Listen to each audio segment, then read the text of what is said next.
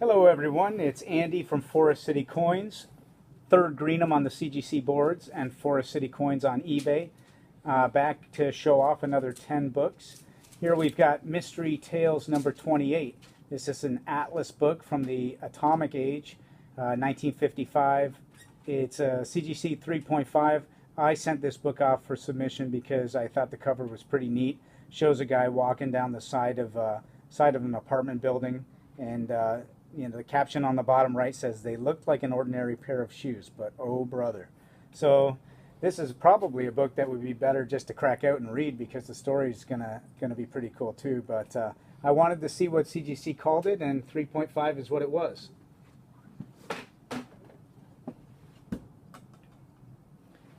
Next is a pretty cool book. This is called John Juan number 1.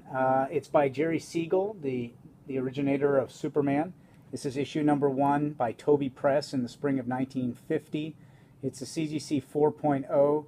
I figured that it would be a 4 or a 4.5. I haven't read the book itself, but when I saw it for sale, I was really excited to buy it. I think it's really neat. It's got a little bit of dust shadow. I think if you take a close look at the upper right hand side, and then at the top left corner there's a little bit coming down on an angle there. That's the darkened part of the book. But other than that, it's a good tight copy of John Juan number 1.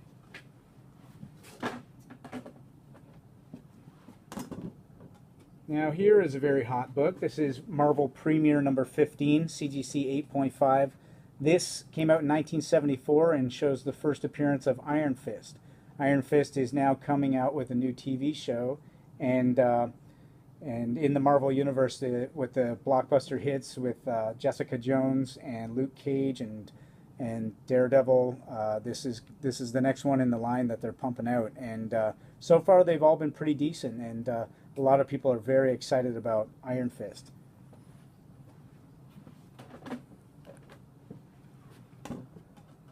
And here is Doctor Strange number 169. This is a continuation from Strange Tales number 168, but this is actually what we call Doctor Strange number 1. It's the first Doctor Strange book in his own title.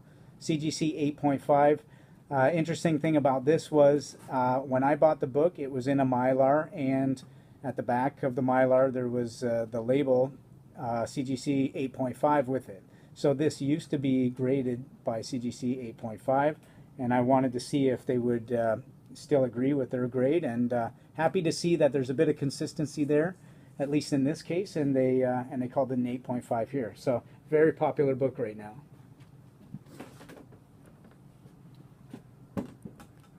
Now when I first saw this book, Harvey Comics Library number 1, I thought, oh my goodness, I've got a few people in mind for this. This is very interesting. You can see the title on the front. It says Teenage Dope Slaves. When you see this, you can tell that it's going to be about drugs. And this book was used in Seduction of the Innocent, which was a book that was written to basically tell parents that comic books are bad, and all this stuff that are in comics. Excuse me. All these stories and cover art that are in comics, it's not suitable for children, and they probably had a point. It probably wasn't suitable for children, but at that time mostly adults were buying these books, and this was their enjoyment. Anyway, it came back as a CGC 6.0. Really, really neat book, and important part of history.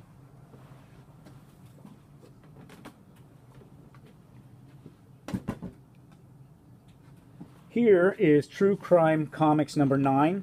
Excuse me. The publisher is Alval Publishing, and it's from 1949, December of 49. CGC 3.5. I bought a big collection of books, and there was a lot of crime books in there, and I've sent off a few for grading. This is one of the more recent ones. It looks like they put a photo cover, at least the center part there is a real photograph of a criminal at bay, and tells the story of Phil Coppola, the most vicious criminal in Massachusetts. So very cool cover that's going to get the audience or whoever's walking by the newsstand say, you know what, I gotta buy this one. This is a Canadian edition, and because of that, it has a little bit of added desirability as well.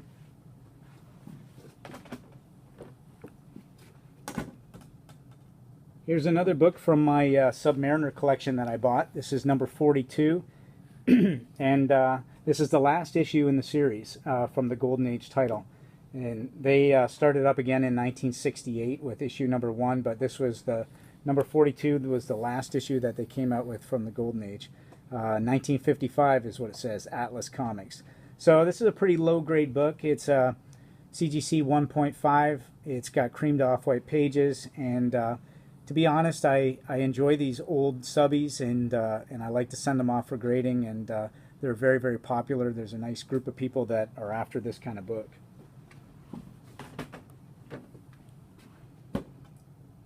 And here, in my opinion, is one of the most undervalued books. It's the second appearance of the Punisher. It's Amazing Spider-Man number 135. This got a nice grade, CGC 9.2, so it puts it in the high grade category. This came out in 1974, and yeah, you know what? Most people are these days are after the key books, so they're after the first appearances or the number 1 issues, and a lot of times the second appearances get looked after. Looked over, excuse me, and I don't think that that the second appearances of so many superheroes are really getting the justice that they deserve. In this case, the Punisher being so popular with the show Daredevil, this book has nowhere to go but up.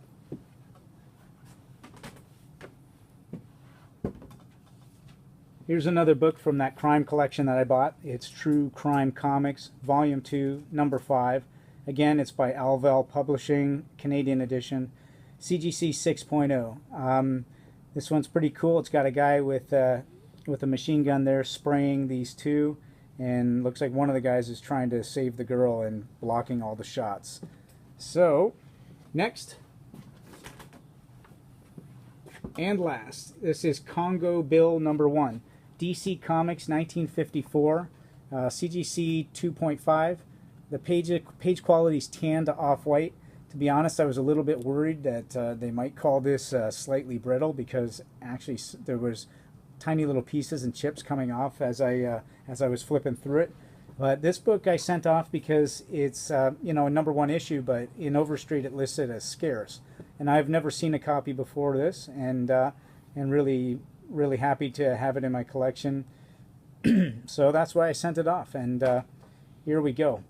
Thank you guys. This is the 10 new books from Forest City Coins, and I hope you have a chance to leave some comments in the comment section, and don't forget to look us up on Facebook or follow us on Twitter. Thanks so much, and take care.